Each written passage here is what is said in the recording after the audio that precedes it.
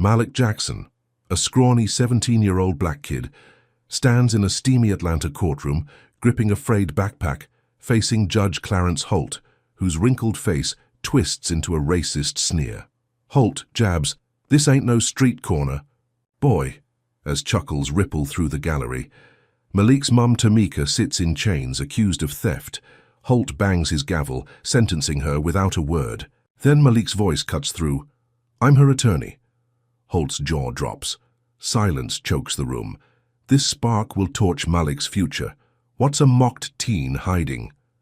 Before we dive in, let us know where you're watching from. And if you stand for justice, hit like and subscribe, because tomorrow's wild episode is one you can't miss. 3 months before Malik Jackson stood in that sweltering Atlanta courtroom, life was already a tightrope stretched thin over a pit of despair. He lived with his mother, Tamika, in a crumbling tenement on the west end of the city, a place where hope seemed to peel away with the paint on the walls. The building sagged under decades of neglect, its bricks stained black from exhaust fumes that rolled off the nearby highway. Windows rattled with every passing truck, and the air inside carried a sour mix of mildew and desperation. Roaches skittered across the linoleum floor, outnumbering the dreams Malik once scribbled in his notebooks before he quit school at 16. Tamika kept the place alive with her stubborn warmth, her laughter a fragile shield against the grind. She worked as a nurse's aide at a rundown clinic, her hands rough from years of lifting patients and scrubbing floors, her eyes tired but fierce. Malik adored her, the way she'd hum old gospel tunes while cooking collards on their one working burner, turning scraps into something that felt like love. But the world outside their cracked walls didn't care about Tamika's grit. One muggy afternoon in June, she trudged home after a double shift, her scrubs clinging to her sweat-soaked skin, only to find a pink slip taped to their dented mailbox. Fired. No warning, no explanation, beyond a curt note claiming she'd stolen painkillers from the clinic's locked cabinet. Malik was sprawled on their threadbare couch, flipping through a comic book he'd found in the trash, when she sank beside him, her face crumpling. "It's a lie," she whispered, voice trembling like a leaf caught in a storm. "That white girl, Cheryl, she's been after my spot since day one." Malik's stomach knotted as he pieced it together. Cheryl, the smirking co-worker who'd once called Tamika uppity in the break room, had set her up. He clenched his fists, nails digging into his palms, but Tamika just shook her head. They'll believe her. They always do. The blow landed hard, but it was just the first domino to fall. 2 days later, a thick envelope slid under their door, the paper crisp against the grime of their welcome mat. Malik snatched it up, his pulse quickening as he tore it open. An eviction notice glared back at him, the landlord's logo stamped in bold red ink. Victor Grayson, a hulking man with a buzz cut and a permanent scowl, owned half the West End's slums. The notice claimed Tamika owed 3 months' back rent, a flat-out fabrication. She'd paid every dime, scraping it together from her tips and overtime. Receipts stuffed in a cookie tin under her bed. Malik stormed to Grayson's office, a squat concrete box 2 blocks away, the air inside thick with cigar smoke and arrogance.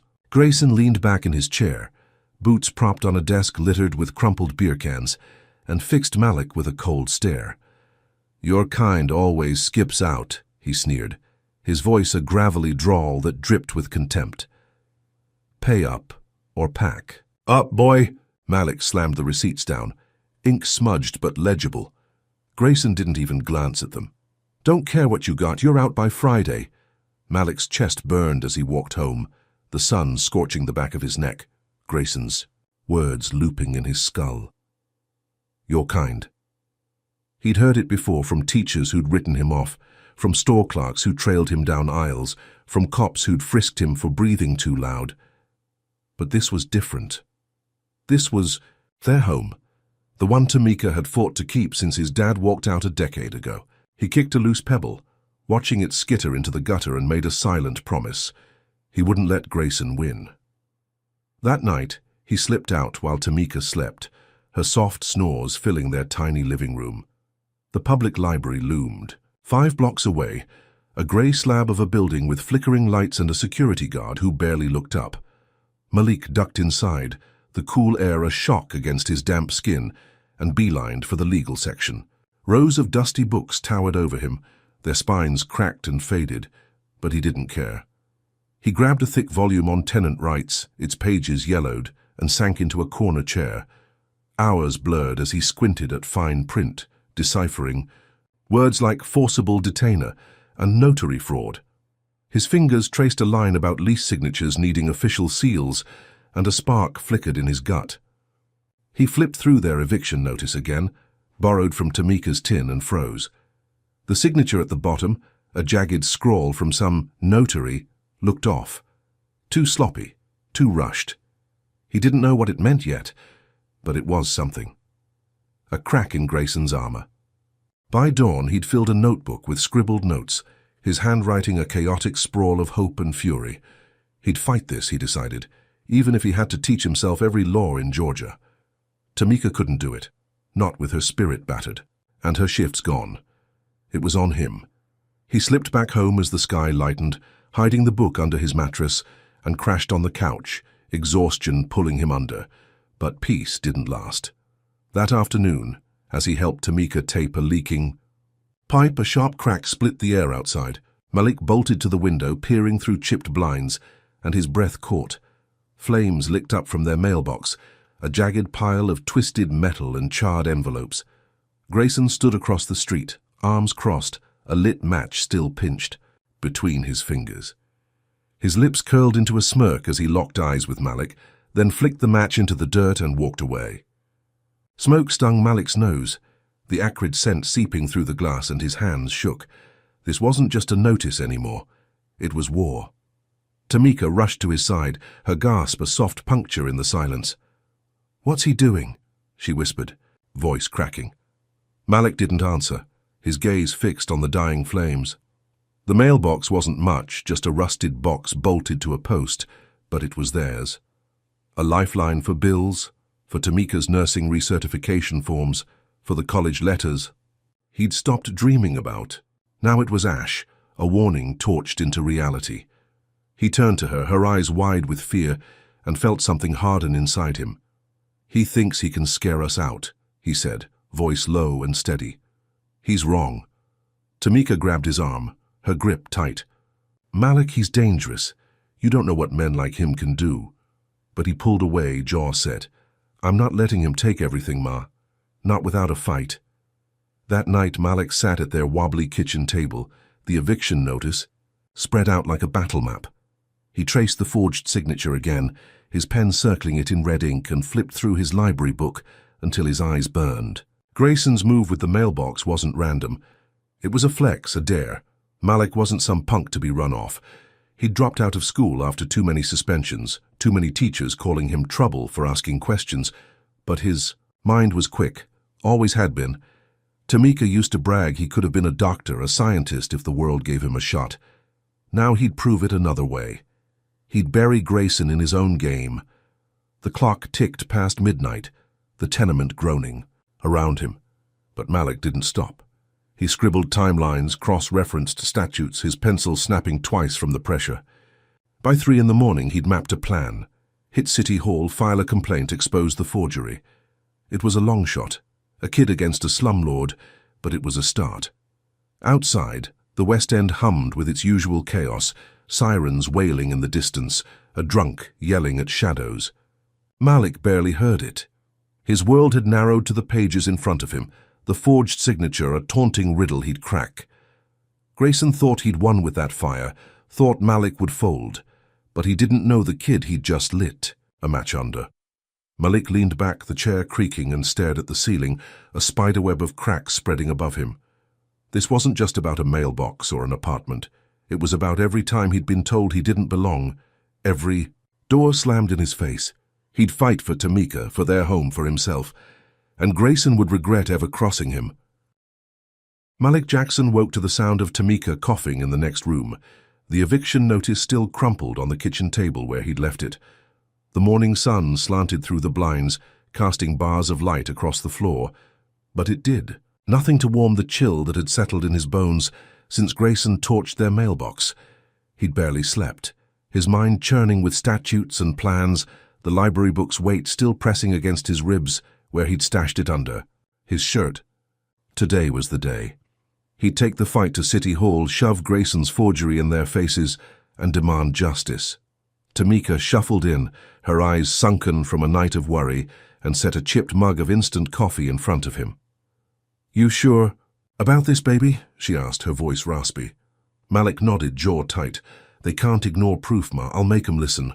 He pulled on a faded hoodie, the fabric pilling at the elbows, and tucked the eviction notice into his pocket. The walk to City Hall was 6 blocks through the West End's maze of potholed streets, past corner stores with barred windows, and murals faded to ghosts.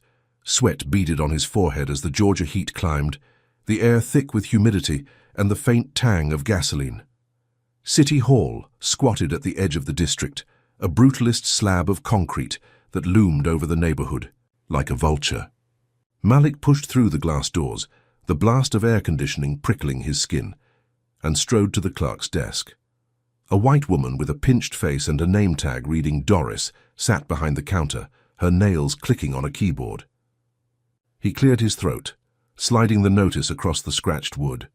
"I need to file a complaint against my landlord," he said, keeping his tone even. "This eviction's fake, signatures forged."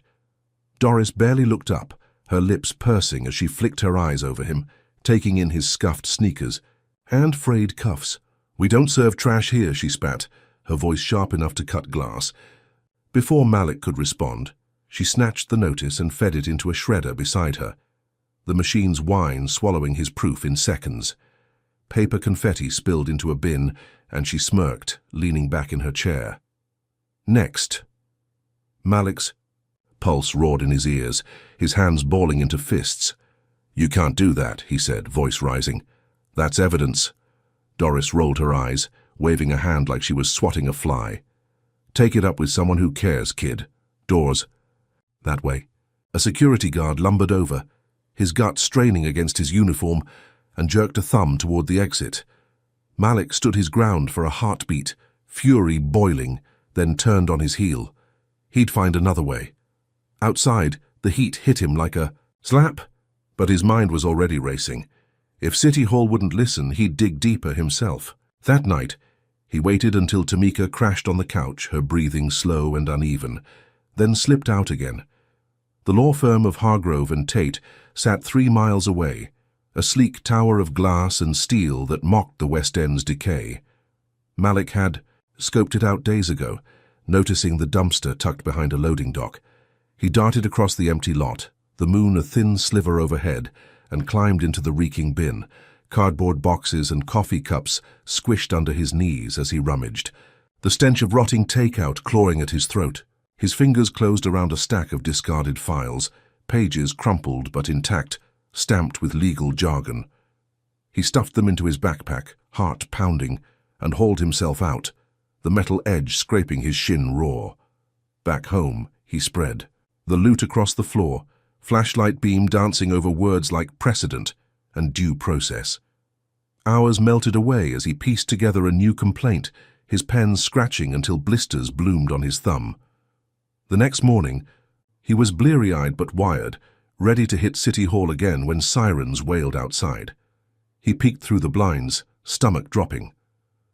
2 cop cars screeched to a halt, lights flashing red and blue across the tenement's grimy facade.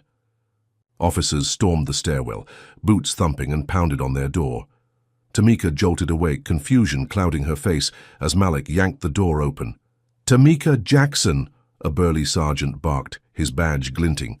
"You're under arrest for theft at Mercy Clinic." Before she could speak, they shoved past Malik, cuffing her wrists with a metallic clack. "She didn't do it," Malik shouted, lunging forward, but a second cop pinned him against the wall, elbow digging into his spine. "She fits the profile," the sergeant grunted, dragging Tamika out. "That's all we need." Malik thrashed, but the cop's grip tightened, his breath hot against Malik's ear. "Stay out of it, punk, or you're next." They hauled Tamika to the precinct, leaving Malik sprawled on the floor, the door swinging wide. He scrambled up, chest heaving, and bolted after them, the stolen files still clutched in his bag. The station was a fortress of buzzing fluorescence and stale coffee, cops milling around like ants. Malik shoved through, slamming the files on the desk. "You can't hold her," he said, voice shaking but firm. "Georgia Code Section 32-15, no probable cause, no detention without a warrant." The sergeant, a grizzled man with a scar slicing his eyebrow, snorted. "What are you, a lawyer now?" He snatched the files, tossing them in a trash can, and leaned close, his smirk dripping venom. "You're a mouthy little rat. Let's see how you like a cage." Two officers grabbed Malik, dragging him to a holding cell, the steel bars slamming shut with a clang that echoed in his skull. They left him there overnight, the concrete bench biting into his back, the air thick with sweat and despair. He pounded the bars until his knuckles bled, screaming Tamika's name, but no one came. Released at dawn, the sergeant shoved him out with a laugh. "Tell your mum to behave." Malik stumbled home, the streets blurring through a haze of rage, and froze. At their door. The apartment was a war zone. Couch cushions slashed, dishes shattered, Tamika's tin of receipts dumped across the floor. Spray paint scarred the walls, red letters screaming, "Go back to Africa," in jagged strokes. Malik's knees buckled, a sob clawing up his throat. This wasn't random. Grayson's prints were all over it, a message carved in hate. He sank into the wreckage, glass crunching under him, and stared at the graffiti, its edges bleeding into the peeling paint. Tamika was gone, locked up on a lie, and their home was a corpse. He'd tried to fight, and this was the answer. But as the first tear fell, something snapped inside him. They thought this would break him. They were wrong. What do you think of Malik's guts, standing up to a system rigged against him? Drop a number 1 in the comments if you're rooting for him to smash these racists, and hit that like button if you're mad as hell at Doris and Grayson. Don't forget to subscribe, because Malik's about to turn the tables, and you won't believe what's coming. Ever wonder how far a kid can push when the world keeps kicking him down? Stick around for the next part to find out. Malik Jackson stood outside the precinct, the early morning sun glinting off the asphalt, his clothes still sour with the cell's stench. His knuckles throbbed from pounding steel bars all night, but his mind was a live wire, sparking with the image of Tamika cuffed and dragged away. The vandalized apartment waited for him, a wound he couldn't face yet. He needed a win, something to claw back control. Slipping his phone from his pocket, he opened TikTok, hands trembling as he hit record. The camera caught his swollen eyes, the red streaks on his fists, the graffiti's jagged scar flashing behind him as he paced their stoop. "This is what they do," he said, voice raw but steady. "Frame my mum, lock me up, trash our home. All 'cause we're black and they think we don't fight back." He uploaded it, tagged Atlanta PD, and held his breath. By noon it exploded, 50,000 views in an hour, comments flooding with fire emojis and fists. "Justice for Tamika." Trended by dusk, retweets lighting up his cracked screen like fireworks. The pressure hit the precinct fast. A crowd gathered outside, signs bobbing above heads, voices chanting Malik's name through megaphones. News vans rolled up, cameras zooming on the station's barred windows. Malik watched from a corner store across the street, sipping a warm soda, his heart thumping against his ribs. At 3, the sergeant stormed out, face purple, and barked into a microphone. "Tamika Jackson's released, no charges." The crowd roared, a wave of sound that shook the pavement. Malik sprinted over as Tamika stumbled through the doors, her wrists bruised, her scrubs torn at the shoulder. She fell into his arms, tears soaking his hoodie, and whispered, "You did it, baby." He hugged her tight, the noise fading to a hum, thinking maybe they'd turned a corner. Strangers slapped his back, calling him a hero, and for a fleeting second hope flickered in his chest, but the system doesn't sleep. Judge Clarence Holt, a barrel-chested man with a buzz cut and a silver tie, got wind of the uproar. He and Grayson went way back, splitting cigars and bourbon on a golf course every Sunday. Holt wasn't about to let some West End kid unravel their game. He hauled Tamika's theft case into his courtroom that afternoon, no notice, no bail. Malik and Tamika shuffled in, her leaning on his arm, still shaky from lockup. The room reeked of Polish and power, the gallery packed with suits and smirks. Holt loomed on his bench, gavel gleaming, and fixed Malik with a stare that could melt steel. "Stick to flipping burgers, kid," he sneered, voice booming off the walls. "This ain't your playground." Laughter rippled through the room, sharp and cold as Malik clenched his jaw, fighting the urge to lunge. He'd come prepared, though. In the chaos of her release, he'd called the clinic, sweet-talking a janitor into spilling dirt. Cheryl, the co-worker who'd framed Tamika, had bragged about it in the break room, and the janitor overheard. Malik tracked him down at a bus. Stop, slipping him $10 for a written statement. It was gold. Cheryl admitting she'd planted the pills to teach that black chick a lesson. Malik slapped it on the defense table, his voice cutting through the chuckles. "Your Honor, this proves my mum's innocent. The real thief confessed." Holt barely glanced at it, his lips curling into a thin, cruel line. "Hearsay," he snapped, banging his gavel so hard the wood creaked. "Inadmissible. Case proceeds. Sit down, boy." Malik's stomach sank, the paper trembling in his hand. The gallery hooted, a woman in pearls whispering, "They always lie." Tamika squeezed. His arm, her eyes pleading him to stop, but he couldn't. Not yet. The win was a ghost slipping through his fingers like smoke. He'd freed Tamika, sure, but Holt had her back in chains, figuratively this time, the theft charge dangling over her like a blade. Malik walked her home, the crowd thinning, the West End swallowing them back into its grime. She crashed on the couch, too exhausted to speak while he sat on the floor, staring at the slashed cushions and broken glass. The viral video felt hollow now, a spark snuffed out by Holt's gavel. He was replaying the judge's sneer when a shadow moved outside the window. Malik tensed, peering through the blinds, but the street was empty, just a stray cat darting past. He shook it off, chalking it up to nerves, and grabbed a broom to sweep the wreckage. The clock hit 10, the tenement quiet except for Tamika's soft breathing, when footsteps crunched outside. 3 figures loomed in the alley behind their building, silhouettes against the sodium glow of a street lamp. Malik cracked the back door, squinting, and caught a glint of brass knuckles.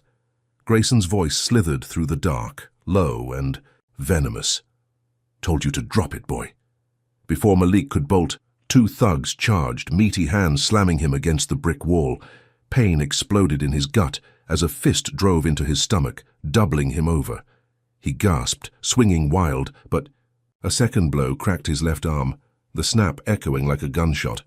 He crumpled, asphalt biting his knees, blood pooling in his mouth. The bigger thug, a bald guy with a swastika tattooed on his neck, leaned close, breath reeking of chew. "Drop it or she's next," he hissed, nodding toward the apartment where Tamika slept. They melted into the shadows, leaving Malik sprawled, his arm limp, a scream trapped in his throat. He dragged himself inside, every breath a knife in his ribs, and collapsed by the couch. Tamika stirred, mumbling in her sleep, oblivious to the blood streaking his chin. The statement still sat on the table, useless now, Holt's hearsay ruling a brick wall he couldn't punch through. Grayson's goons had turned a fleeting victory into a nightmare, their threat ringing in his skull. He cradled his broken arm, the pain a white-hot pulse, and stared at the ceiling, cracks spidering above him like a map of his life.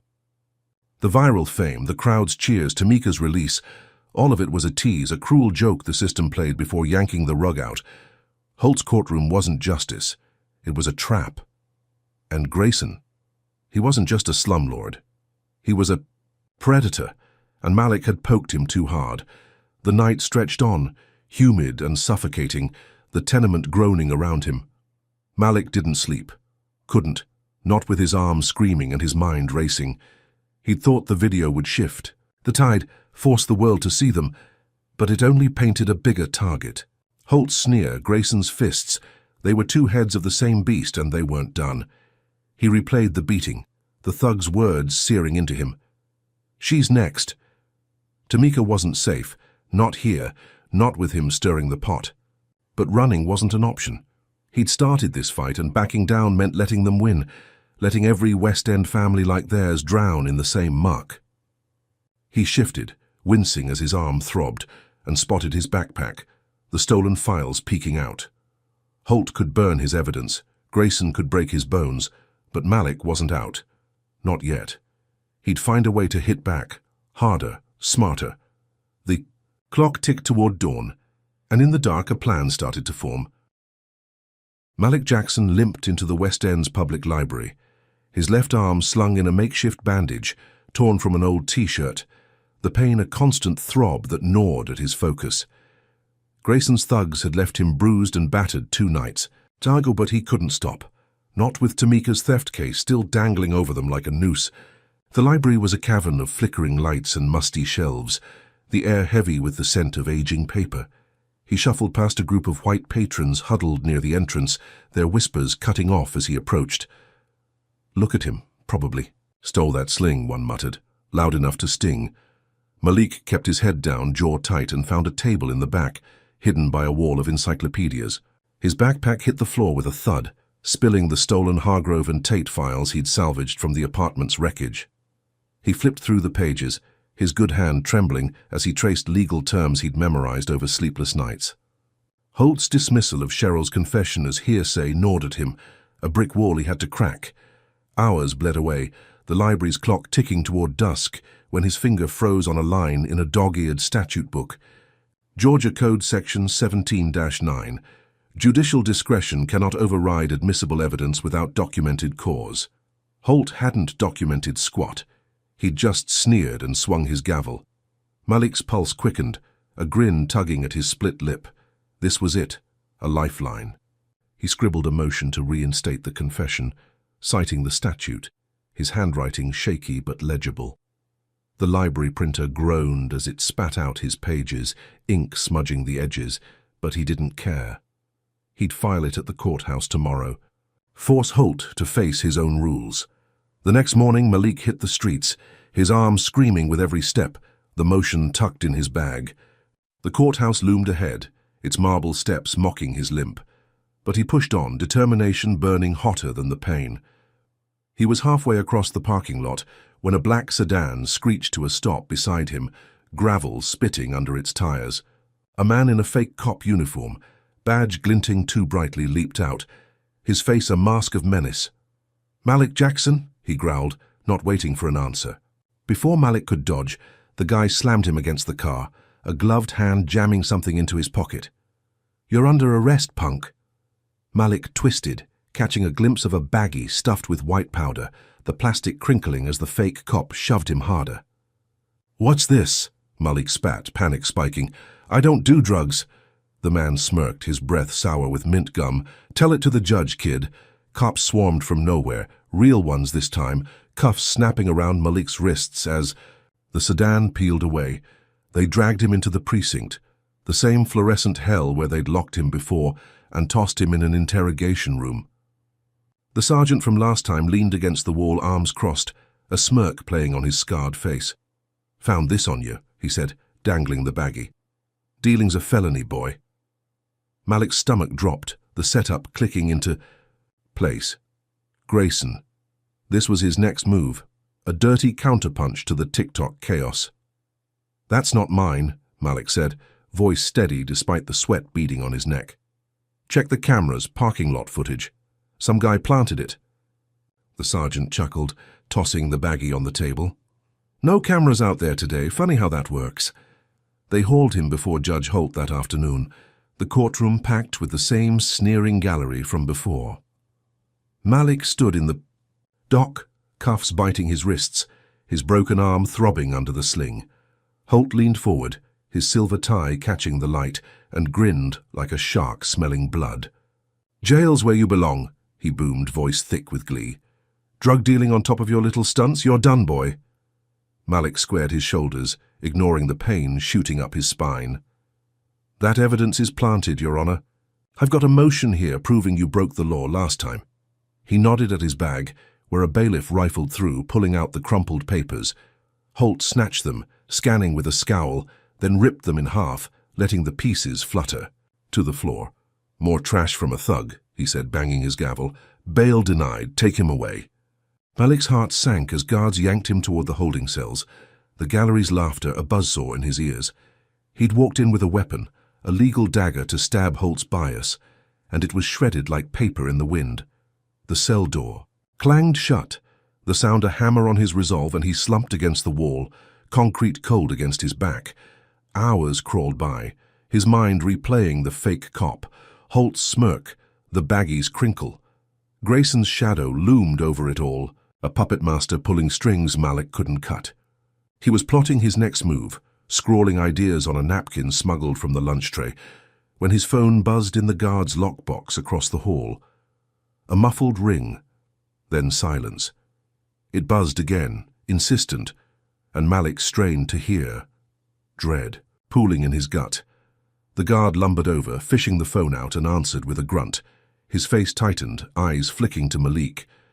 "Yeah, he's here," he muttered, then hung up, tossing the phone back in the box. He unlocked the cell, motioning Malik out. "Hospital called, your mum's hurt." Malik's breath caught, legs wobbling as he followed the guard to a beat-up cruiser. "What happened?" he demanded, voice cracking. The guard shrugged, starting the engine. "Stabbed. Jail fight. That's all they said." The drive to Grady Memorial was a blur. Atlanta's streets smearing past in a haze of red lights and honking horns. Malik burst into the ICU, the antiseptic stink hitting him like a fist, and found Tamika on a gurney, tubes snaking from her, arms, blood seeping through a bandage on her side. A nurse, her face pinched with exhaustion, pulled him aside. Cellmate got her with a shiv. Lost a lot of blood. She's stable, but it's bad. Malik's knees buckled, the world tilting as he gripped the wall. "Who did it?" he rasped. The nurse hesitated, glancing at her clipboard. "Some woman named Lila. Word is, she was paid." Grayson. The name burned in Malik's skull, a brand of hate. This wasn't random. It was a message carved into Tamika's flesh because he wouldn't quit. He sank into a chair beside her, her hand limp in his, and stared at the beeping monitors. The guard loomed nearby, cuffs dangling, ready to drag him back. "You're still locked up, kid," he said, voice flat.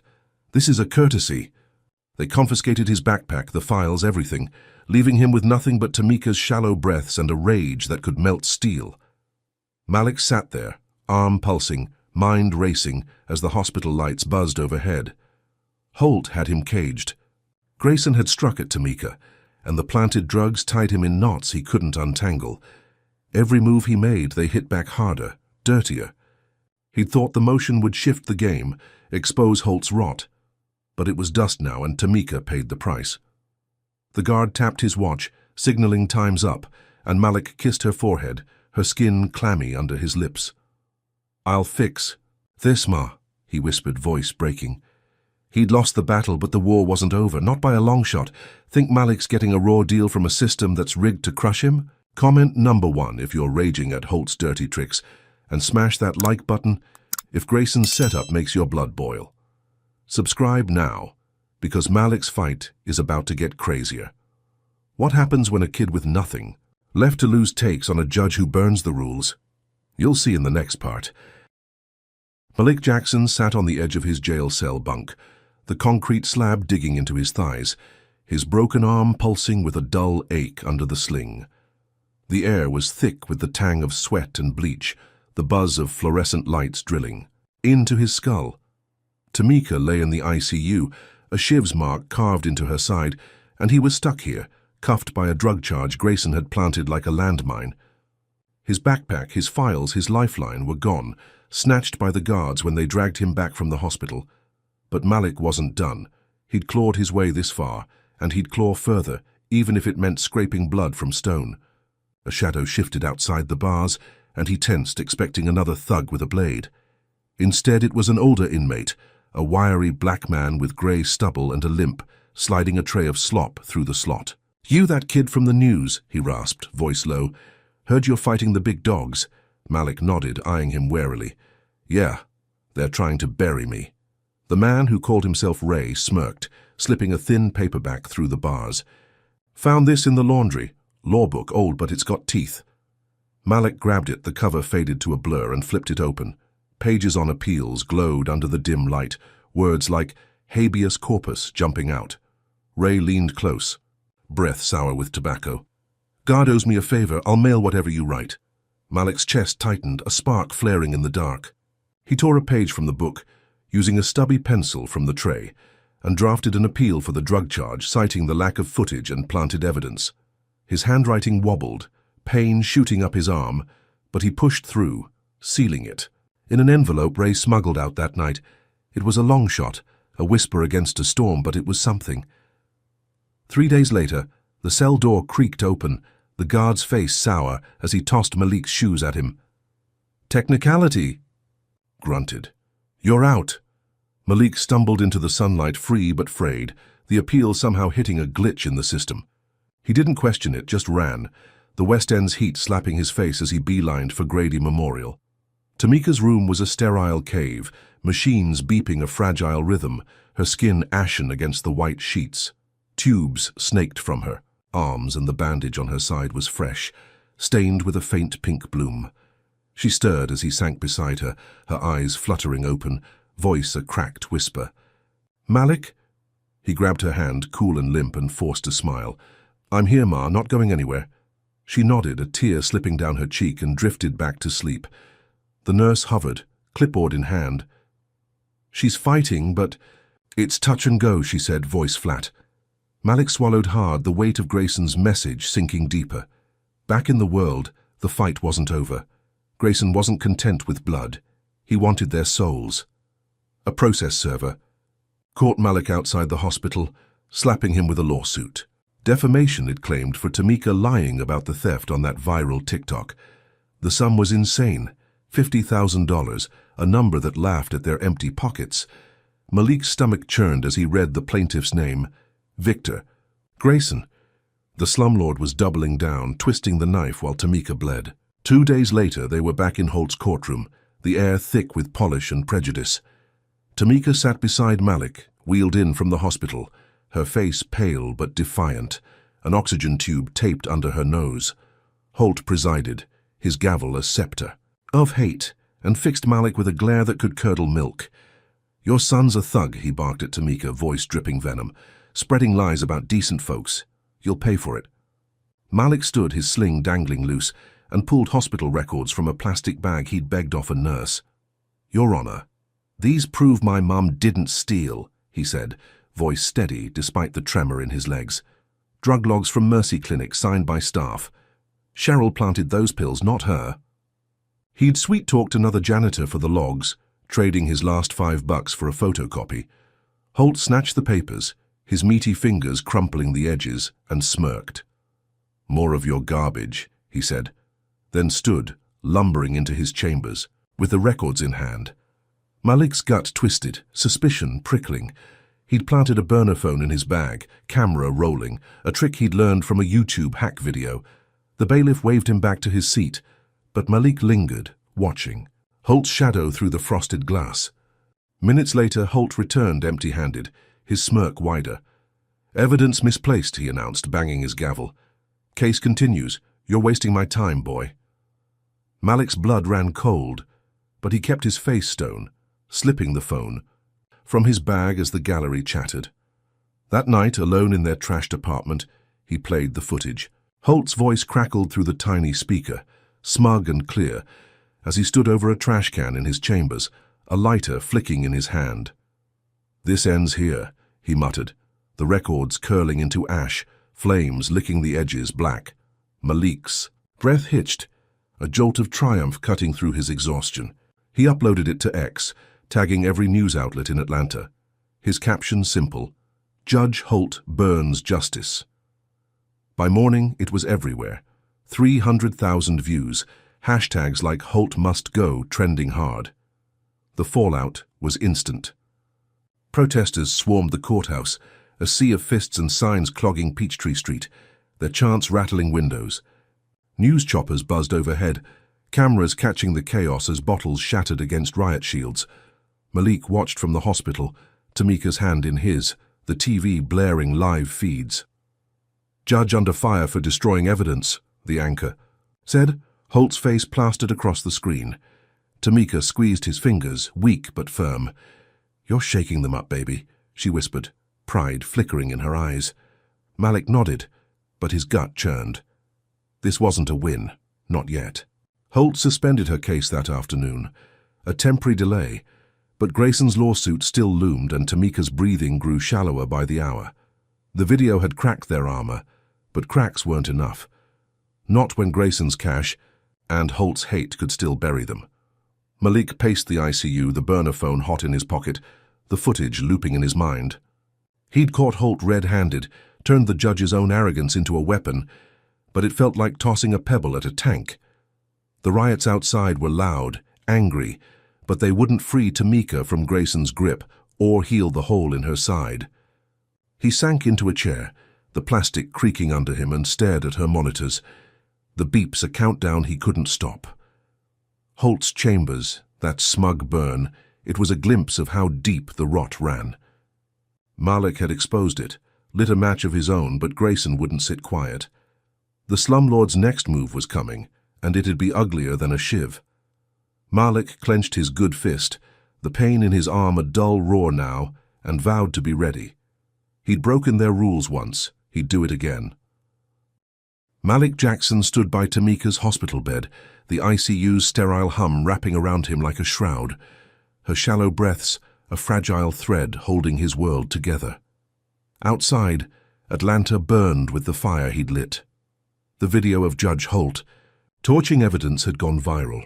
300,000 views spiking to 1 million overnight. The ex-post a Molotov cocktail lobbed into the city's gut. Protesters choked Peachtree Street, their chants a thunderous pulse that rattled the courthouse windows, signs stabbing the air with "Holt must go" and "Justice for Tamika." News choppers whirred above, their blades slicing through the haze, beaming live shots of the chaos to every screen in Georgia. Malik watched it unfold on the TV bolted to the wall, the anchor's voice crisp over the roar. Judge Clarence Holt suspends Tamika Jackson's theft case amid allegations of misconduct, she said, cutting to footage of protesters hurling bottles at riot shields. Tamika stirred, her eyes fluttering open, and squeezed his hand. "You did this," she whispered, voice faint but proud. Malik nodded, but his gut twisted. This wasn't victory. It was a spark in a powder keg. Holt's suspension of the case was a dodge, a pause to let the heat die down, but Grayson wasn't waiting. The slumlord struck back hard, his money-greasing palms faster than Malik could blink. By noon, a tabloid hit the stands, its front page screaming "Gang leader terrorizes Atlanta." Above a grainy photo of Malik, his hoodie shadowed, his broken arm slung like a weapon. The article was a smear, pure venom, claiming he'd orchestrated the riots, ran drugs through the West End, even beat kids for turf. "Sources say Jackson's a menace," it read, quoting anonymous witnesses Grayson had bought with a wad of cash. Malik snatched a copy from a hospital vending machine, his fingers crumpling the edges, rage boiling as he read lies stacked on lies. The TV picked it up, pundits clucking their tongues, one white guy in a suit sneering, "Typical thug behavior. He's no hero." Malik's chest burned, the weight of their hate pressing down, but he couldn't stop now. The blowback hit like a freight train. Cops swarmed the tenement that night, flashlights slicing through the dark, boots stomping up the rickety stairs. Malik was at the apartment, taping cardboard over the busted windows, when they kicked the door in, splinters flying. "Malik Jackson!"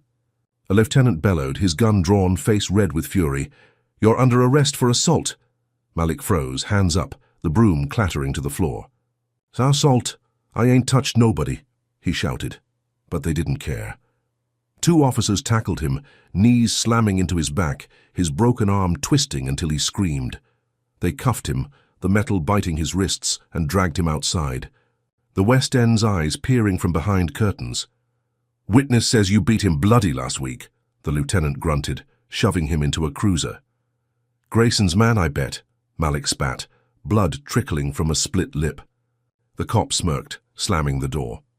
Back in Holt's courtroom the next morning, the air was thick with tension, the gallery packed with jeering faces. Malik stood in the dock, cuffs chafing, his sling gone, arm throbbing raw. Holt loomed on his bench, suspended from Tamika's case but still wielding power like a club. "Assault, huh?" he said, voice a gravelly taunt. "No one's saving you now, boy." His gavel crashed down, setting bail at $30,000, triple what any kid from the West End could scrape. "Take him away," Holt added, a grin splitting his face as guards yanked Malik toward the cells. The gallery hooted. a man in a trucker hat yelling, "Lock him up for good!" Malik's stomach sank, the weight of the setup crushing him. Grayson's tabloid had turned the city against him, and Holt was the hammer driving the nails. Locked in a holding cell, Malik paced the 6x8 box, the concrete walls closing in, his mind racing for a way out. The assault charge was fake, another of Grayson's traps, but proving it from here was like shouting into a void. His phone, his files, everything was gone, confiscated again. But he wasn't alone.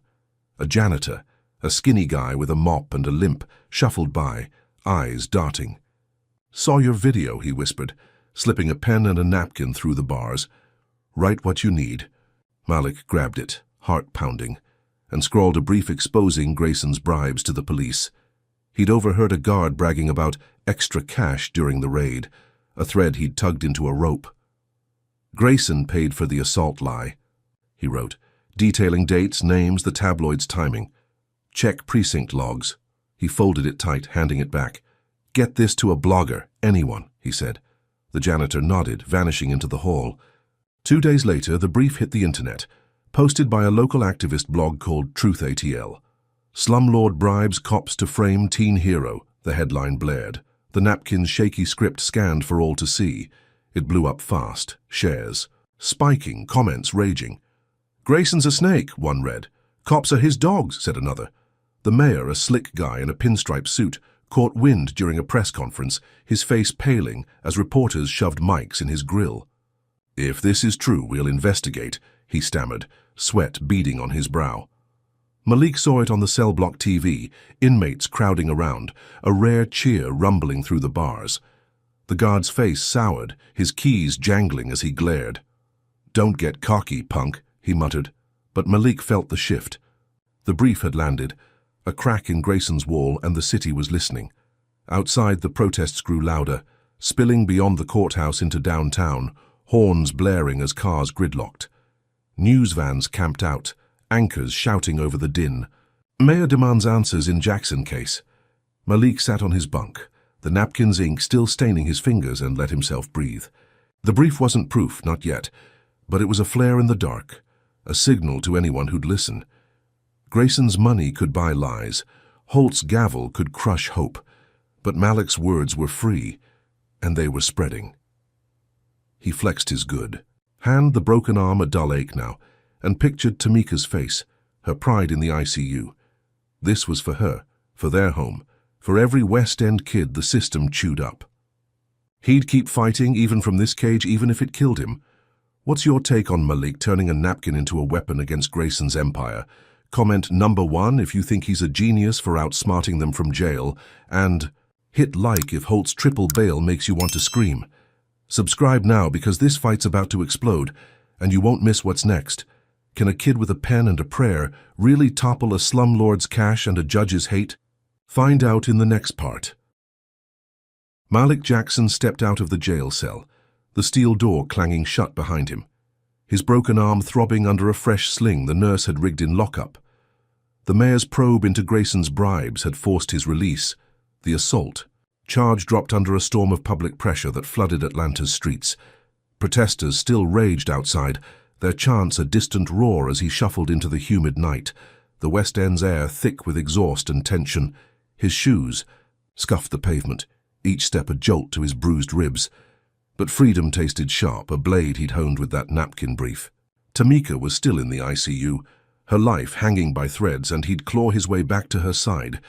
But first, he needed allies, someone to amplify his fight. At a bus stop, a white woman in a denim jacket approached, her blonde hair pulled tight, eyes bright with purpose. "Malik?" she asked, voice soft but firm. "I'm Lena, activist with Justice Now. Saw your blog post. We can help."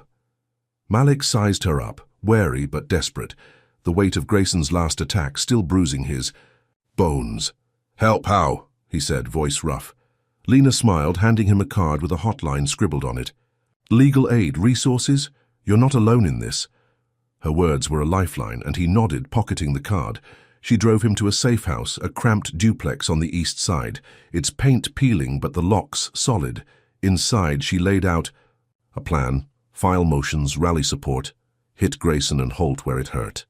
Malik crashed on a lumpy couch, exhaustion pulling him under, trusting her because he had no choice. Morning broke with a call from Lena. "Got a hearing set," she said, voice crackling through his burner phone. "Dismissed Tamika's theft case with your video proof." Malik's pulse spiked, hope flickering for the first time in weeks. The tea. Courthouse was a circus that afternoon. Protesters clogging the steps, news crews jostling for shots. Malik walked in beside Lena, his sling stark against his faded hoodie, Tamika's hospital records and the burned file video copied onto a USB in his pocket. A new judge presided, a grey-haired woman named Ellis, her face stern but fair. Lena whispered, "Holt's suspended, but Grayson's still pulling strings." Malik nodded, stepping to the defense table, his voice steady as he faced Ellis. "Your Honor, this video shows Judge Holt destroying evidence proving my mom's innocence. These records back it up. Case should be dismissed." He plugged the USB into the court's laptop, the footage flickering on a screen. Holt's smug mutter, the flames eating the papers. The gallery gasped, a ripple of shock cutting through the room. Ellis leaned forward, eyes narrowing, and Malik held his breath. Grayson's lawyer, a slick guy named Perry with a Rolex glinting, shot up. "Objection! Chain of custody's unclear." Ellis waved him off, peering at the records. "This is compelling," she said, voice measured. "Case delayed for review." Malik exhaled, a half-win, but Holt's shadow lingered. Perry smirked, whispering to an aide, and Lena squeezed Malik's shoulder. "Good start," she said, but her eyes darted too fast, her grip too tight. Malik brushed it off, adrenaline buzzing, and headed back to the safe house with her, plotting next moves. Night fell, the duplex quiet, except for a dripping faucet, when Lena stepped out for a call. Malik sprawled on the couch, replaying the hearing, the USB warm in his hand.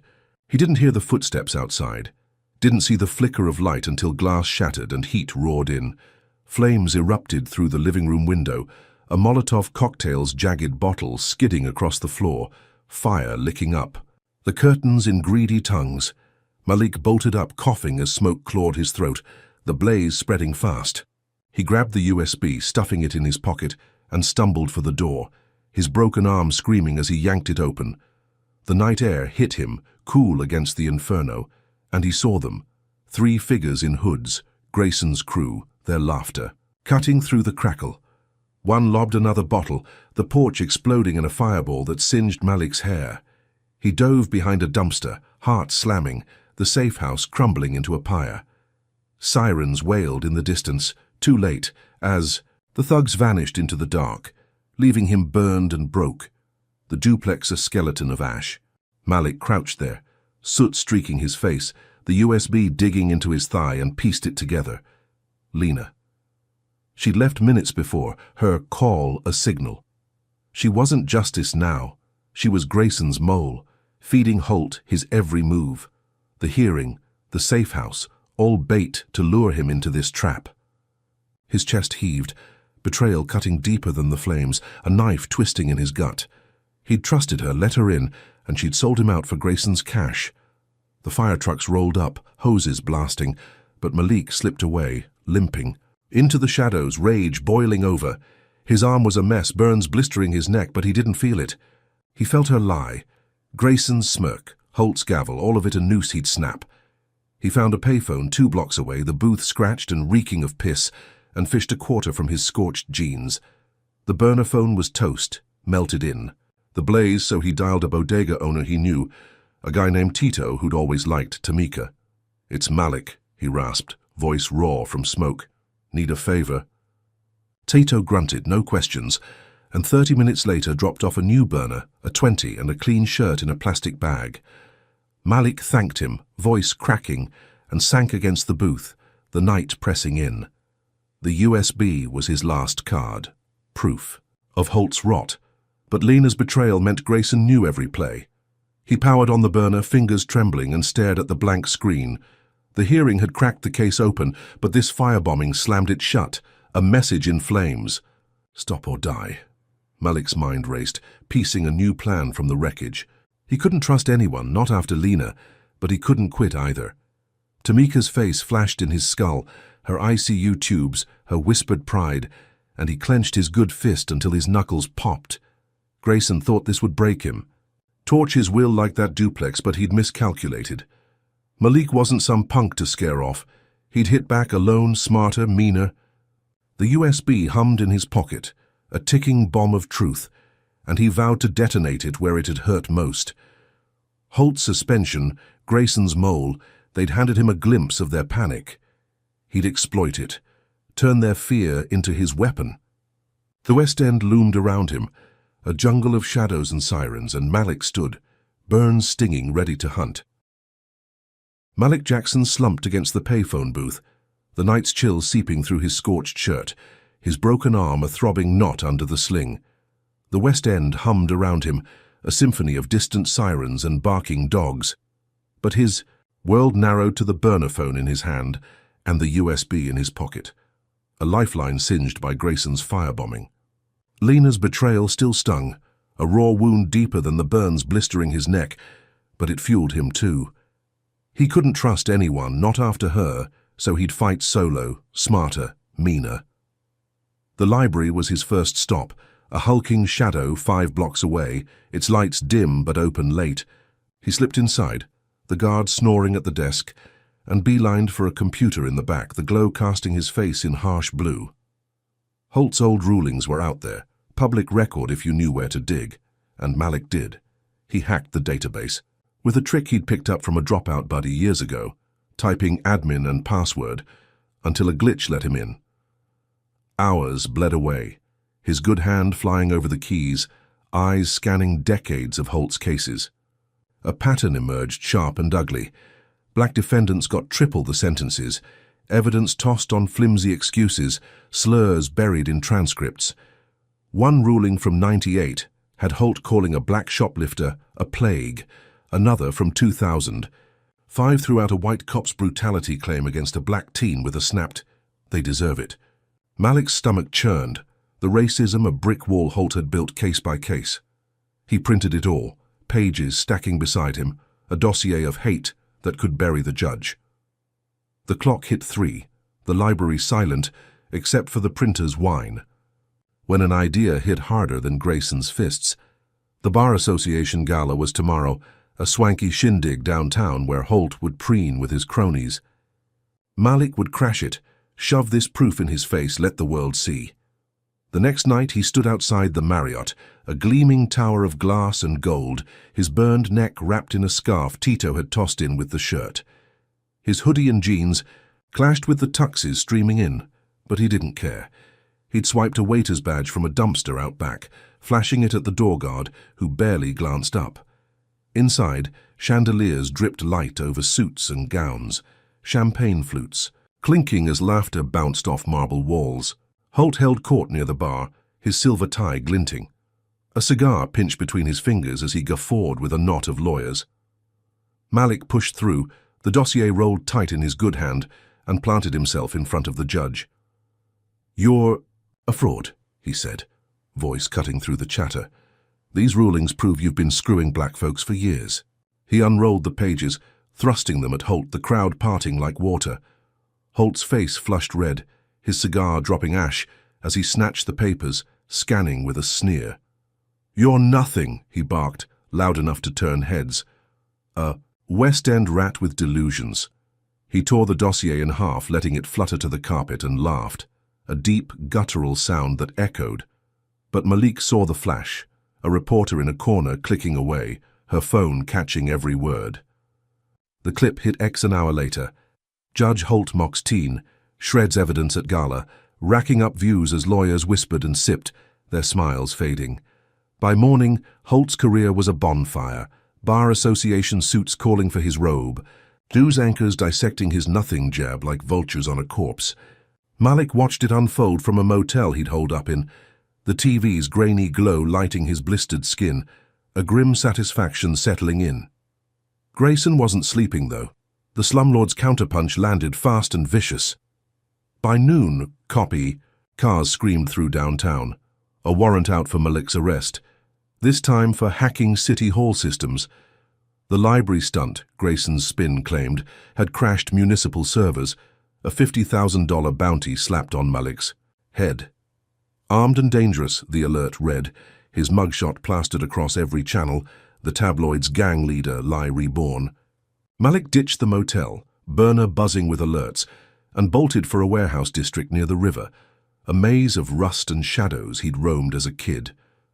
Bounty hunters were on him by dusk, 3 grizzled guys in vests and boots, guns glinting. Under sodium lights, they cornered him in a loading bay, crates looming like tombstones, their leader snarling, "End of the line, punk!" Malik's heart slammed, his broken arm useless as he scanned for outs. The leader lunged, pistol raised, but Malik ducked, grabbing a rusted pipe from the floor with his good hand. He swung wild, cracking the guy's knee, a howl splitting the air as the hunter dropped. The second charged, a blade flashing, and Malik rolled behind a crate, the knife sparking off metal. He spotted a ladder to a catwalk, bolted for it, and climbed one-handed, pain searing his shoulder. The third hunter fired, bullets pinging steel, but Malik reached the top, kicking a stack of boxes down. They crashed, pinning the shooter, his door, curses muffled under wood. Malik sprinted across the catwalk, spotting a laptop on a desk below, its screen glowing. He slid down a chain, snatched it, and ran, the hunters tangled in chaos behind him. He ducked into an alley, chest heaving. The laptop clutched tight, Grayson's logo blinking on the lock screen. It was one of his left in the warehouse, and Malik's gut screamed jackpot. He powered it on, the bounty hunter's shouts fading, and found files, emails, bank logs, proof Grayson owned half the West End's cops. His fingers shook, burns, stinging as he copied it to the USB, a grin splitting his face. He'd outsmarted them, turned their hunt into his gain, but the bounty meant nowhere was safe. The river glinted nearby, a ribbon of black under the moon, and Malik crouched in the dark, plotting his next strike. Holt was crumbling, Grayson was bleeding, and he had their secrets now. He'd make them pay. Think Malik's a legend for crashing. Holt's gala with the truth. Comment number 1 if you're cheering his guts, and smack that like button if Grayson's bounty has you fuming. Subscribe now because this kid's about to drop a bomb you won't see coming. What happens when a hunted teen flips the script with a stolen laptop full of dirt? You'll find out in the next part. Malik Jackson crouched in the alley, the stolen laptop humming against his chest, its screen casting a faint glow on the brick wall as the river's murmur rolled through the night. His broken arm ached under the sling, burns blistering his neck, but the USB in his pocket burned hotter, now loaded with Grayson's secrets, emails tying him to Holt's bribes, bank logs funding a hate group called White Dawn, timestamps matching every dirty cop raid on the West End. Malik's breath steamed in the cool air, his good hand trembling as he uploaded it all to X from the burner phone, tagging news outlets, activists, anyone who'd listen. "Grayson's empire exposed," he typed, hitting send. Within an hour, it blew up, 500,000 views, shares spiking like a heartbeat, comments raging with "take him down" and "this is proof." Atlanta woke to a storm, the post a grenade lobbed into Grayson's glass house. By morning, protests paralyzed the city, streets gridlocked from the West End to downtown, horns blaring as marchers waved signs scrawled with "End Grayson's." Rain. News choppers buzzed overhead, anchors stumbling over the scoop, slumlord linked to hate crimes and judicial corruption. The Bar Association yanked Holt's robe, his suspension now permanent, his face a ghost on every screen.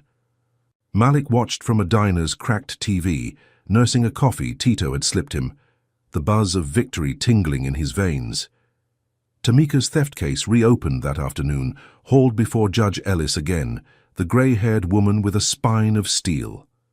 Malik limped in, USB in hand, burns hidden under a borrowed jacket, and faced her. "Your Honor, this proves my mum's innocent and Grayson framed her," he said, voice steady, plugging the drive in. The screen flared with emails. Grayson ordering the pill plant, Holt promising to handle the black nurse. Ellis's eyes narrowed, scanning the logs, her silence a weight that pressed the room still. Perry, Grayson's lawyer, shot up, tie askew, voice shrill. "This is fabricated, no chain of custody." Ellis shut him down with a glare. Sit down, counsel. This warrants investigation. Case dismissed pending review. Malik exhaled, a shaky breath, Tamika's freedom flickering into reach. She was still in the ICU, but he'd call her, tell her they'd won. He stepped out, the courthouse steps swarming with protesters cheering his name, fists pumping the air. For a moment, he let it sink in, the tide turning, Grayson's empire cracking. But the slumlord wasn't done, not by a mile. That night, Malik slipped back to Grady Memorial, the hospital's halls quiet except for the beep of machines. Tamika's room was dim, her face peaceful under the oxygen mask, but her chart showed no change, the shiv's damage a shadow that wouldn't lift. He sat beside her, whispering the win when his burner buzzed. An ex-alert. Grayson spotted at his mansion, cops closing in. Malik's gut twisted, a bad vibe creeping up his spine. He kissed Tamika's forehead, promising to return, and bolted, instinct screaming trouble. Grayson's estate sprawled 10 miles north, a fortress of white columns and iron gates, a king's lair in a city that hated him now. Malik hitched a ride with a protester, a wiry guy with dreads, and reached the mansion as dusk fell, cop lights flashing in the distance. He didn't trust the police, not with Grayson's cash in their pockets, so he rigged a GoPro from Tito's bodega stash, strapping it to his chest, live streaming to X. The feed crackled live, 10,000 viewers jumping to 50,000 in minutes, eyes on him as he scaled the back fence, his broken arms screaming with every pull. Inside, the mansion reeked of Polish and panic, Grayson's voice booming from a study. Malik crept closer, GoPro rolling, and saw him, the slumlord pacing, a phone to his ear, barking orders. Get her out of that hospital now. Malik's blood froze. Tamika. He burst in, camera catching Grayson's snarl. You little rat! The slumlord lunged, but Malik dodged, shoving a chair in his path. Grayson stumbled, ranting, White Dawn'll finish you both. The feed spiked. 1 million viewers now.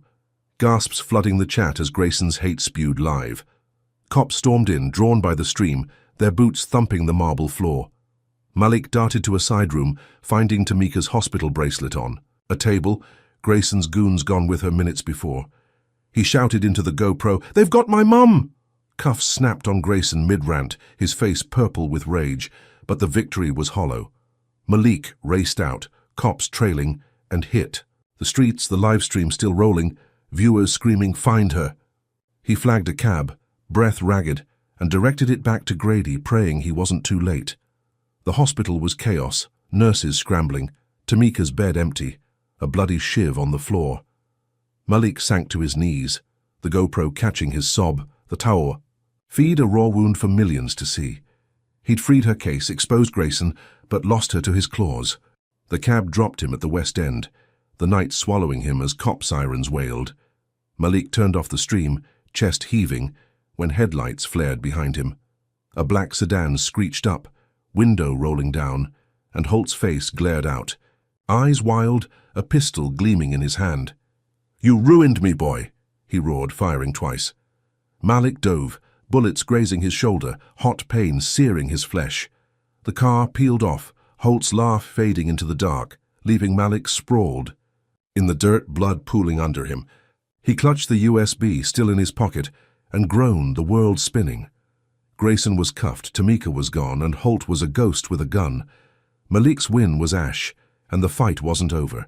He crawled to a stoop, shoulder leaking, the West, End's grime sticking to his burns. The USB dug into his thigh, a lifeline he'd bled for, but it couldn't bring Tamika back. Holt's shots were a final jab, a racist's last stand, and Malik's mind raced, piecing the next move. He'd exposed them, turned their secrets into shackles, but they'd hit harder, snatched his heart. The diner's neon buzzed nearby, a faint glow in the haze, and Malik staggered toward it, blood dripping, resolve hardening. Grayson's arrest was a start. Holt's flight a crack, but Tamika's absence was a void he'd fill with their ruin. He'd find her, end this no matter the cost. Malik Jackson stumbled toward the diner's neon glow, blood oozing from his grazed shoulder, where Holt's bullet had kissed his flesh, the West End's shadows swallowing his every step. His broken arm throbbed under the sling, burns blistering, his neck. But Tamika's absence was the real wound, a hollow ache that gnawed at his core. Grayson was cuffed, his mansion raid plastered across every news feed, but he'd snatched her from the ICU before the cops closed in. A final twist of the knife. Malik pushed through the diner's door, the bell jangling, and collapsed into a booth, the vinyl sticking to his soaked shirt. Tito, the bodega owner, rushed over, his apron stained with grease, eyes wide. "Jesus, kid, you're a mess," he said, sliding a coffee across the table. Malik grunted, sipping the bitter brew, the USB still digging into his thigh, a lifeline he'd bled for. Holt's arrest hit the airwaves an hour later, the TV above the counter flashing his mugshot, cuffs glinting as cops hauled him from that sedan. "Disgraced judge apprehended after shooting at teen," the anchor droned, cutting to Malik's livestream now at 2 million views. Malik's shoulder stung, but a grim satisfaction flickered. Holt's wild shot had nailed his own coffin. Tamika's case was dismissed. Grayson's empire was crumbling, and the West End cheered, horns blaring outside. Tito slapped his back too hard, and Malik winced. "You're a damn hero," Tito said, grinning. Malik didn't smile. Heroes didn't lose their moms to a slumlord's goons. He drained the coffee, the caffeine jolting his frayed nerves. When the door swung open again, a cop loomed in the frame, badge gleaming, his face a mask of stone. "Malik Jackson," he barked, "you're coming with me." Malik tensed, hands balling, but the cop waved off the cuffs. "Not arresting you yet." They drove him to the precinct, the cruiser's seats reeking of sweat and leather, and dumped him in an interrogation room. A woman in a crisp suit strode in, her hair pulled tight, badge reading D.A. Carter.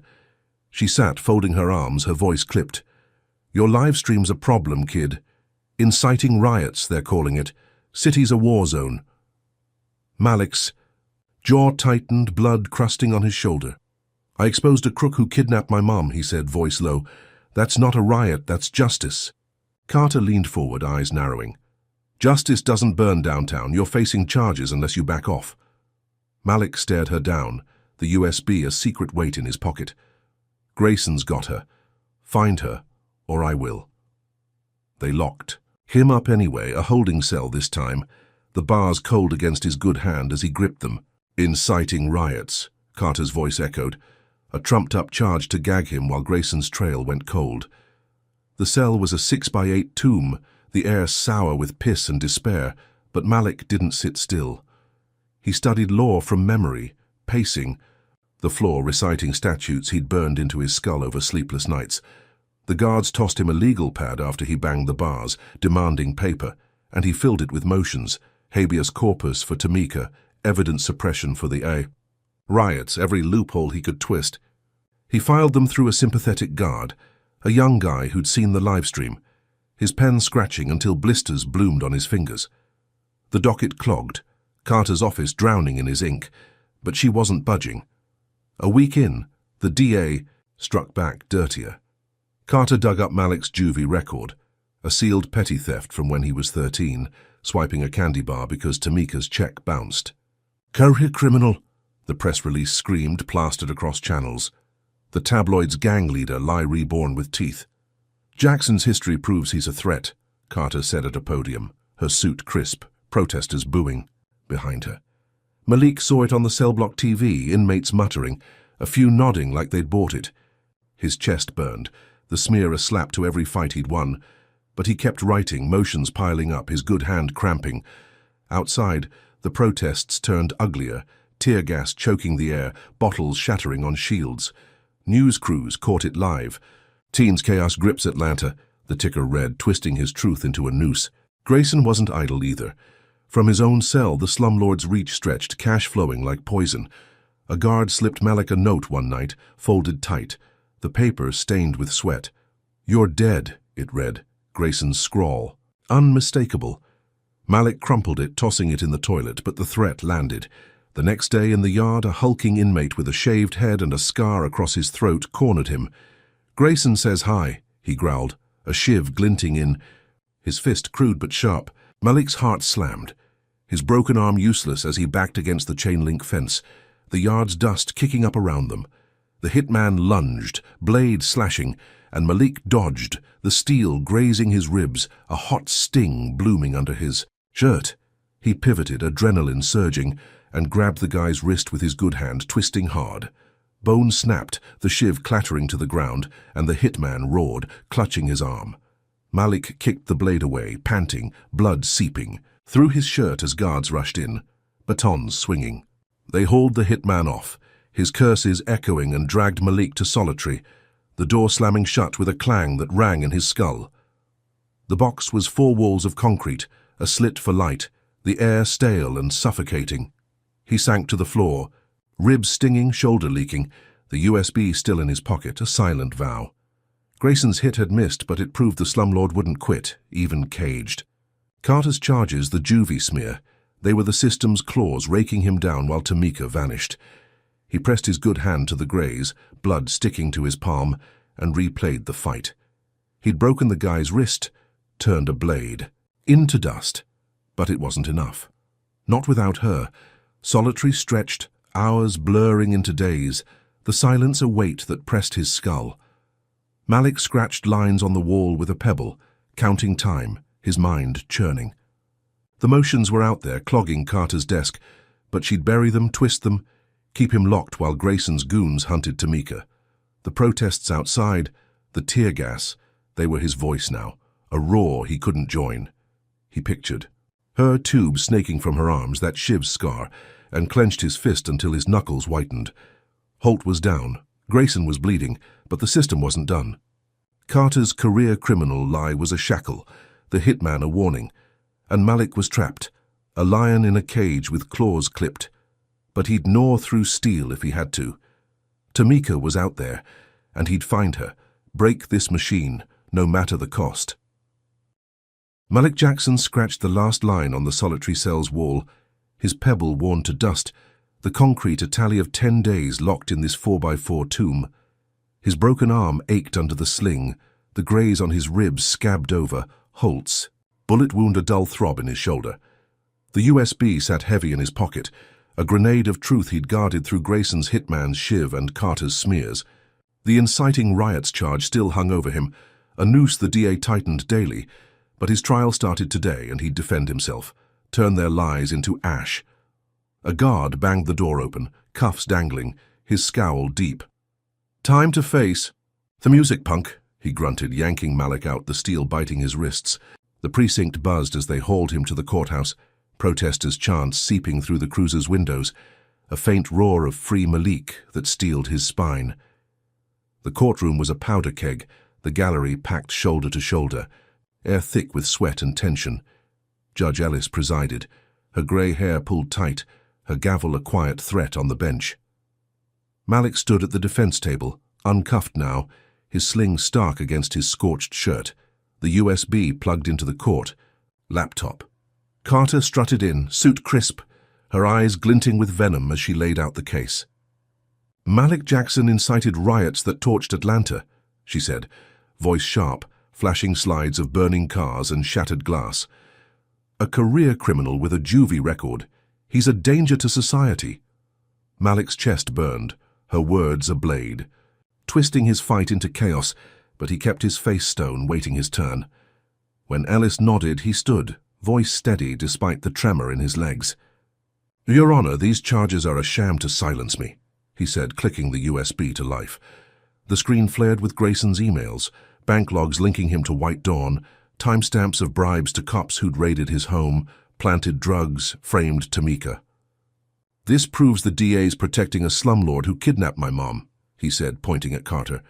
"Riots happened because people saw the truth, not because I lit a match." The gallery buzzed, heads craning, a woman in braids whispering, "He's got him." Ellis leaned forward, eyes narrowing as she scanned the files, her silence a weight that pressed the room still. Carter shot up, slamming her table. "This is inadmissible. No chain of custody." Malik didn't flinch. "It's from Grayson's own laptop, Your Honor. Cops seized it when they nabbed him." Ellis waved Carter down, her voice measured. "I'll allow it. Proceed, Mr. Jackson." Malik exhaled, a crack in their wall, and kept going, laying out every move, the eviction, the theft frame, the beating, the firebombing, Holt's shots. The gallery erupted, chants of "Malik, Malik," shaking the walls, fists pounding benches. Carter's face reddened, her notes fluttering as she scrambled. But Malik's proof was iron, each email a nail in her case. Then Holt took the stand, summoned as a witness, his silver tie gone, his face haggard from jail. Carter smirked, leaning in. "Judge Holt, did Mr. Jackson frame you with that video?" Holt straightened, voice oily. "Yes. He faked it, set me up to look dirty. I never burned nothing." The lie hung thick, a desperate grasp, and Malik saw his shot. He stood, good hand gripping the table, and faced Holt head-on. "Your Honor, I've got logs from 98 to 2005, he said, clicking up rulings he'd pulled from the library hack. Holt called black folks plagues, tossed their cases with no cause. Same pattern when he burned my mum's proof. He scrolled to a transcript, Holt's "they deserve it" glaring in black and white. "You lied then, you're lying now, admit it." Holt's jaw tightened, sweat beading on his brow, and he snapped, "You're a nothing boy. I do. It again." The gallery gasped, Ellis banging her gavel, but Malik pressed, calm as steel. "So you burned it? Say it." Holt's eyes darted, trapped, and he spat, "Yeah, I did. Should have burned you too." The room exploded, shouts drowning Carter's objection, Ellis's face darkening with fury. "Order," Ellis roared. Gavel cracking, and turned to Malik. "You've made your case, son. Charges dismissed." She glared at Carter. "DA's office will answer for this." Malik's knees wobbled, relief flooding him, the gallery erupting in cheers, hands clapping. His back as he sank to his chair. Holt slumped, guards hauling him off, his confession a shackle he'd forged himself. Carter stormed out, her suit wrinkled, the career criminal liar ghost now. Malik's proof had flipped the script, turned their trap into his triumph, and the West End's voice roared through the walls. He'd beaten them, cleared his name, but Tamika's absence gnawed, a victory half hollow without her. He was grabbing his bag, the USB warm in his hand, when the courtroom doors crashed open. 5 men in ski masks burst in, guns blazing, bullets ripping through the air, screams splitting the chaos. "Die, you black rat!" one bellowed, a slur carving the noise. Grayson's crew unleashed even with their boss caged. Malik dove behind. The table, heart slamming. As lead pinged off wood, glass shattering above him. The gallery scattered, bodies hitting the floor, Ellis ducking under her bench. A gunman charged, pistol raised, and Malik lunged, tackling his legs, the man's shot going wild into the ceiling. They wrestled, Malik's broken arm screaming, but he ripped the gun free, slamming it against the guy's skull. The thug dropped out cold as cops flooded in, batons swinging, shouts overlapping. Bullets flew, a stray catching Grayson's lead man in the chest, blood blooming as he fell, his own crew's chaos turning on itself. Malik rolled clear, panting, the gun skittering away, cops pinning the rest. Grayson's top thug twitched on the floor, a pool spreading under him, his mask slipping to reveal a swastika tattoo. Holt sat cuffed in the corner, sobbing, guards dragging him back to lockup, his confession now a footnote to this bloodbath. The courtroom stilled, smoke curling from barrels, the gallery whimpering as cops cleared the scene. Malik stood, shoulder leaking again, ribs stinging, the USB still in his pocket, a lifeline through the carnage. Ellis rose, face pale but firm, nodding at him. "You're a fighter, Jackson," she said, voice low. He nodded back, chest heaving, the wind bitter with Tamika gone. Grayson's crew was down, Holt was broken, but the cost was steep, and the war wasn't over. He limped out, the West End's air hitting him, thick with exhaust and echoes of the fight. The shootout was Grayson's last gasp, a racist spasm from a dying beast. But it proved he'd never quit, even behind bars. Malik's proof had freed him, flipped the system's game, but Tamika's empty bed loomed, a void he'd fill with, their ruin. He clutched the USB, blood crusting his fingers, and headed for Tito's diner, a plan forming in the haze. The courtroom was his stage, the gallery his army, and he'd use them both. Grayson's empire was ash, Holt's hate a relic, but Tamika was out there, and he'd tear the world down to find her. Malik Jackson limped from the courthouse, the West End's humid night wrapping around him like a damp shroud, his broken arm pulsing under the sling, blood crusting his shoulder where Holt's bullet had grazed him. The courtroom shootout still echoed in his skull. Grayson's crew gunned down, Holt hauled off sobbing. The gallery's cheers a hollow roar without Tamika. He'd won, flipped the systems game, cleared his name with the USB's truth, but victory tasted like ash with her gone. The diner's neon buzzed ahead, a beacon in the haze, and he pushed through the door, collapsing into a booth. Tito slid a coffee over, his face tight with worry. "You look like death, kid," he said, voice low. Malik grunted, sipping the bitter brew, the USB warm in his pocket, a relic of a war he'd thought he'd ended. But it wasn't over. Not yet. The TV above the counter flickered, news replaying the chaos. Grayson's empire falls, judge confesses, the anchor droning as footage looped. Malik tackling the gunman, blood pooling on marble. Protesters still clogged the streets, horns blaring, signs waving. But Malik's eyes were on Tamika's empty space. Grayson's arrest, Holt's ruin, they'd cost him everything. And she was out there, snatched by goons he couldn't track. He was draining his cup when the diner's phone rang, shrill against the hum. Tito answered, his brow furrowing, then held it out. "For you," he said, voice cracking. Malik grabbed it, heart slamming, a nurse's voice cutting through static. "Malik Jackson? Your mom's back at Grady. Get here fast." He dropped the receiver, bolting out, the West End blurring as he ran, shoulder leaking, burns stinging, hope and dread warring in his chest. Grady Memorial loomed, its lights harsh. Against the dark, and Malik burst into the ICU, the antiseptic stink hitting him like a fist. Tamika lay on a gurney, tubes snaking from her arms, her face pale but alive, eyes fluttering open as he sank beside her. "Ma?" he rasped, grabbing her hand, cool and frail. She smiled, faint but real, and squeezed back.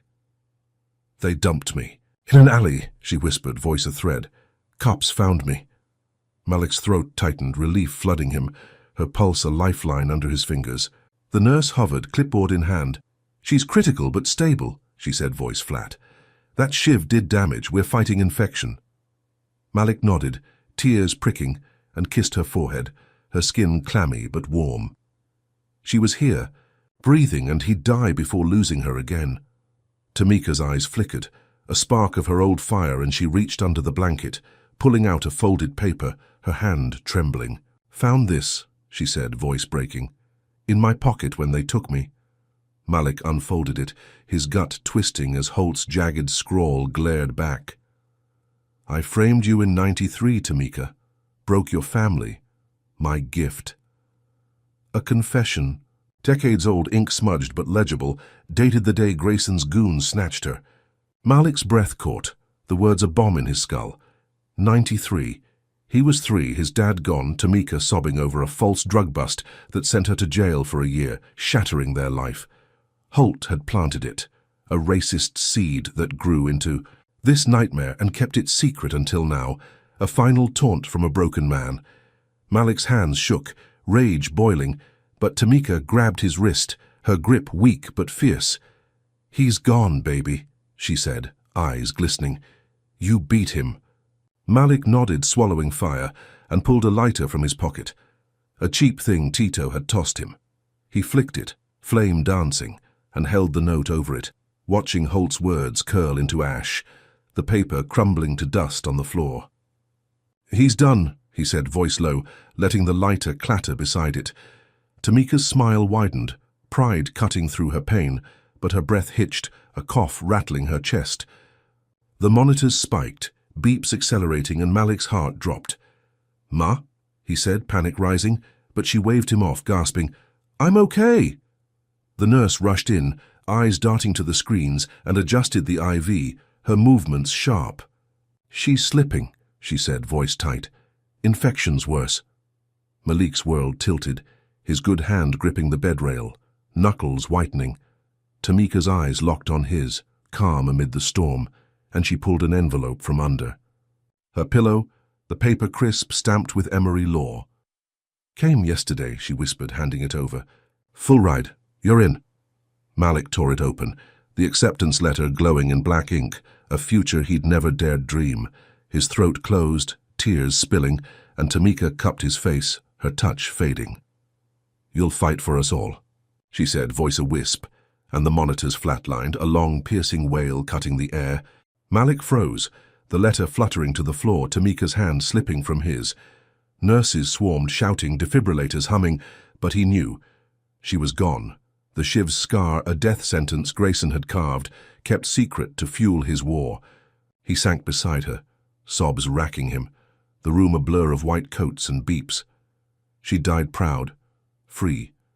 Her last gift, his future, but the cost was a void he couldn't fill. Hours later, he stood outside, the West End's dawn painting the sky orange, sirens wailing in the distance.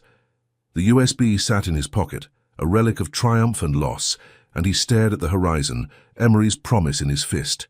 Holt's note was ash, Grayson's empire dust, but new enemies watched, their shadows lurking in the city's pulse.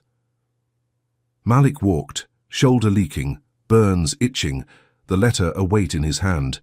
Tamika's voice echoed, "Fight for us all," and he clenched his jaw, resolve hardening like steel. The courtroom had been his crucible, the West End his battlefield, and he'd won, but at a price that broke him. Grayson's death in the shootout, Holt's jail cell, they weren't enough. The system still breathed, its roots deep, and Tamika's grave was proof. He'd go to law school, wield the law like a blade, dismantle every brick of their hate. The diner's neon flickered behind him, Tito's silhouette in the window, and Malik kept moving, the West End's grime his shadow. Sirens swelled, a new threat whispering, but he was ready. This wasn't the end, it was the start. Malik Jackson's journey offers raw, unflinching lessons about resilience, justice, and the cost of fighting systemic racism. First, it shows that determination can turn a powerless kid into a force, even against a stacked deck. Malik, with no formal training, taught himself law, exposed corruption, and flipped the script on a racist judge and a slumlord, proving intellect and grit can outmatch privilege. Second, it reveals the brutal truth of institutional bias. Holt's decades-long hate and Grayson's unchecked power weren't anomalies, but symptoms of a system built to crush people like Malik and Tamika. Their every win came with a counterattack, beatings, frame-ups, firebombs, showing how deep racism's roots dig. Third, it underscores the price of resistance. Malik lost Tamika, his rock, to a shiv meant to break him, a reminder that victories against injustice often bleed personal loss. Yet her death fueled his vow to dismantle that system, teaching that pain can forge purpose. Finally, it's a call to see beyond the surface. Holt mocked a thug, blind to Malik's genius, a lesson in challenging assumptions and recognizing strength in the underestimated. This story isn't just a tale, it's a mirror to society's flaws and a blueprint for fighting them. What do you take from Malik's battle? Comment below if you think one person can spark change against racism. Hit like if his courage inspires you, and subscribe for more stories of justice unleashed. Share this with anyone who needs to see resilience in action. Thanks for joining this wild ride. May you find your own strength to stand tall against the odds.